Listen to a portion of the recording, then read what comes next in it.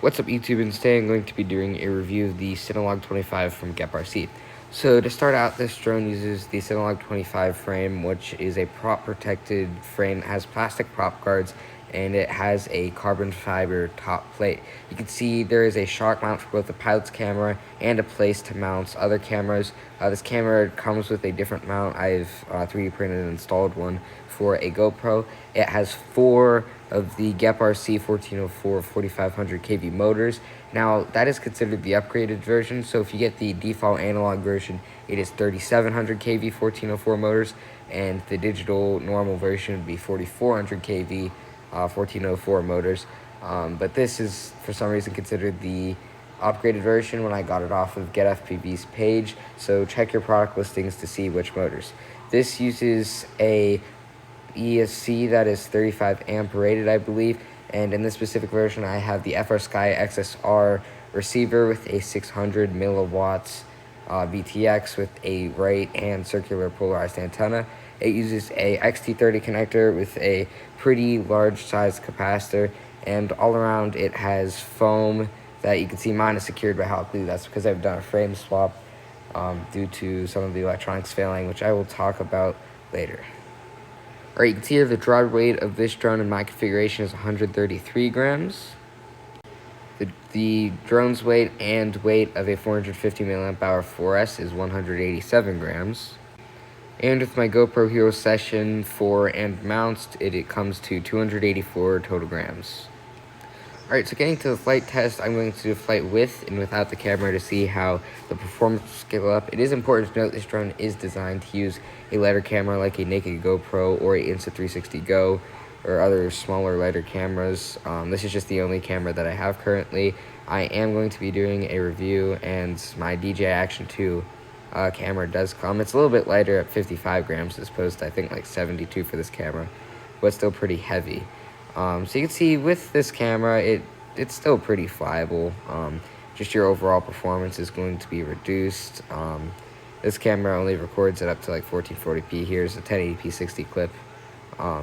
You can see if you're doing this, your flight time on the 450, which is what I tested because I wanted to keep the weight down, is about 2 minutes with camera and about 3 minutes without, maybe 2.5 without if you're doing some really hard freestyle.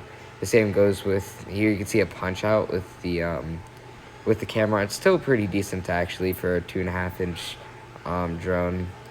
And you can see I am having some issues with like the prop wash there, that is the other crash I did have in the testing with this drone, which I will show later. And here you can see I was testing the shock mount. When you're mounting a heavy camera, you can see that whenever you suddenly jerk the throttle, you can see there's a lot of bounce back. That is not the drone. That is the shock mount where the camera is mounted. And I think that's because it's designed for a lot lighter camera, and mounting a heavy camera will cause this. So you can see here I'm just doing some slower flying. It does fly pretty decent. The tune feels pretty good.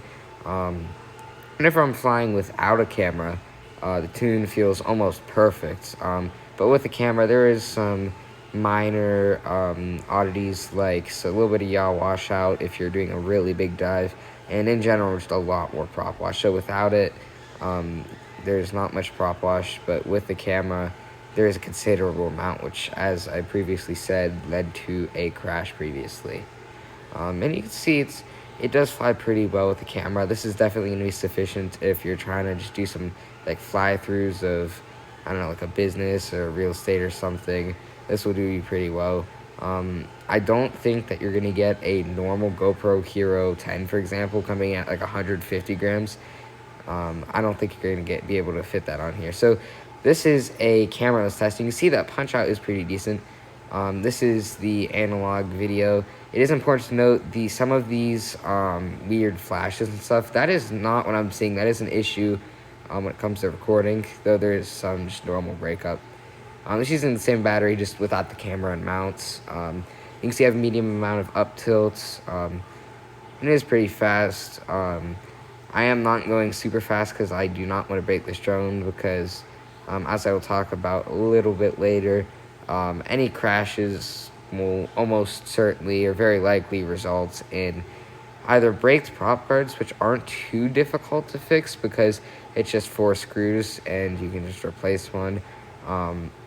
but I've had really bad crashes that have broken not only prop guards, but also the carbon fiber arm, which requires swapping all of the components to a new frame, which is very difficult and took a long time. As you can see, though, without a camera, this thing flies great. So if you're also planning to use this for just some fun flying, this thing does seem to be very good for that. It does feel very fun. It's very snappy, responsive. Um, and because of its slightly heavier weight, but also very good power without the camera, it kind of feels similar to how my iFlight Nazgul F5 flies. It's very flingable because of its heavier mass, coming in at around 130 grams. And overall, it just feels pretty good. This is a nice drone to fly in a backyard, whereas that other 5-inch drone I was talking about, the Nazgul, was pretty big. So the recommended batteries are 450 to 750. The next size up battery I have is 850, so I didn't end up using those. And this is one time I would definitely recommend following the suggestions, because if you go above the weight or have a camera at all, you're going to be risking serious damages if you crash, especially if it's directly on a prop guard. If it's straight up or straight down, I've actually gotten pretty lucky. I've had 2 crashes a while ago that didn't result in breakages, but overall, if you're crashing, expect to break something, unless you're running like a 450 milliamp hour 4S and nothing else on your drone. Alright, so since it has an XT30 connector, I use this TideLink 450 milliamp hour 4S. I was getting about 60 to 80 amps on this, depending the pack. I have 4 of them, and I was able to get the AC to do around 100 reported amps if I used either an 850 or I even did some testing with a 1550. Or I got about 6 minutes of really hard freestyle, but once again, a crash would result in pretty big damages. Alright, so throughout the flights that I flew for this review, this is the only crash I had. This is the camera, obviously, and I was just full throttle and I ended up crashing. So I actually didn't take a picture of the damages, but the only thing that actually broke, surprisingly, was these mounts just came off, which is almost certainly caused because I was using that heavier GoPro. But because I landed pretty straight up because I was trying to obviously not crash and I was at full throttle. It kind of bounced over and hit that camera. And this has happened to me once before. If you're using a heavy camera, don't crash. The one time I actually just landed and it happens. And these are pretty annoying, and it does seem to happen a lot more after the first time that you do it.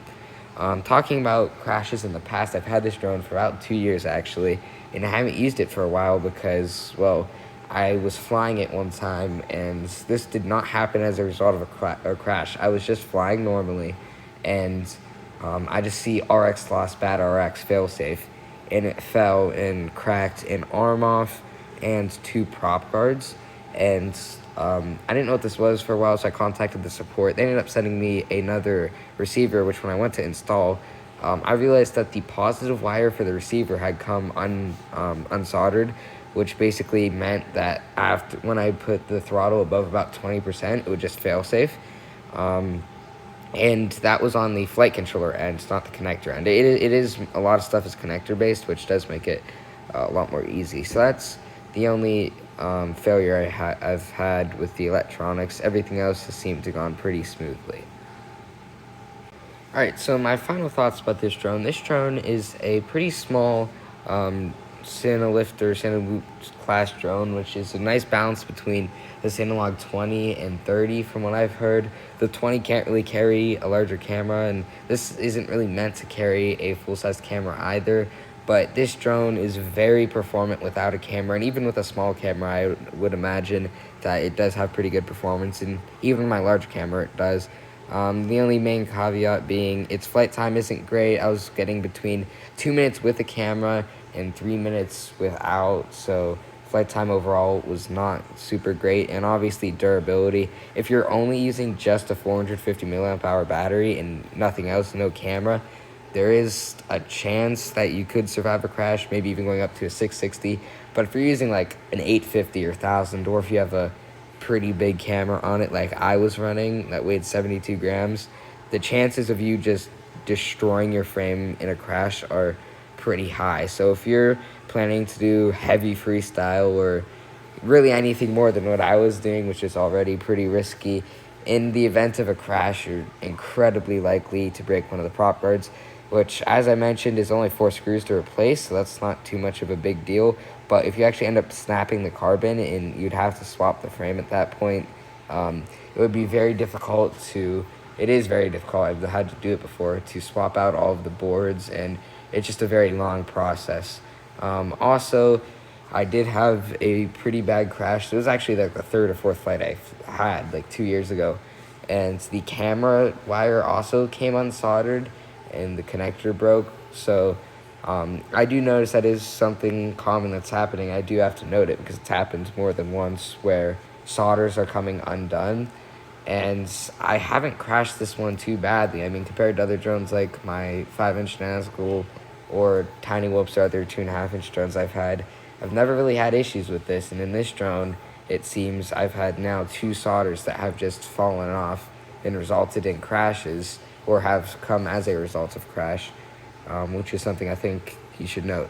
Overall, it is pretty fairly priced at around $230, which I think is pretty fair because this is a very versatile drone. If you're looking to have something that's pretty good at freestyle, pretty quick, and a pretty fun flyer, this is a pretty decent drone for you. But I would say this is only for experienced pilots, as one crash and it could all be over with this drone. So you just really got to be careful. And then for people who are actually trying to do cinematic work, it kind of depends what quality you need. If you actually need like commercial grade quality and you're doing something commercial, unless you really need the smaller size, I'd recommend going with the Cinebot 30 or CInelog 30 or 35, because those drones are going to be larger, be able to run off larger batteries, have larger motors, and in turn be able to carry larger cameras for longer. So those are going to give you a better experience than this, I think. But if you're just a more casual pilot and want to record some clips, maybe show your friends, or in this case, use for a YouTube video, this drone does do pretty well. I believe it also does come in a digital format. I know the new CInelog 20 that released also does, and that one is marketed to use the digital camera as the external camera. So if that's something that interests you, maybe check that one out. But overall, this is a pretty mixed opinion on this drone, because of its poor durability but pretty decent performance and pretty decent ability to carry a camera. If you enjoyed this review, please like, comment, share, and subscribe. I would really appreciate it, as it helps the channel out. And I'll see you in the next one.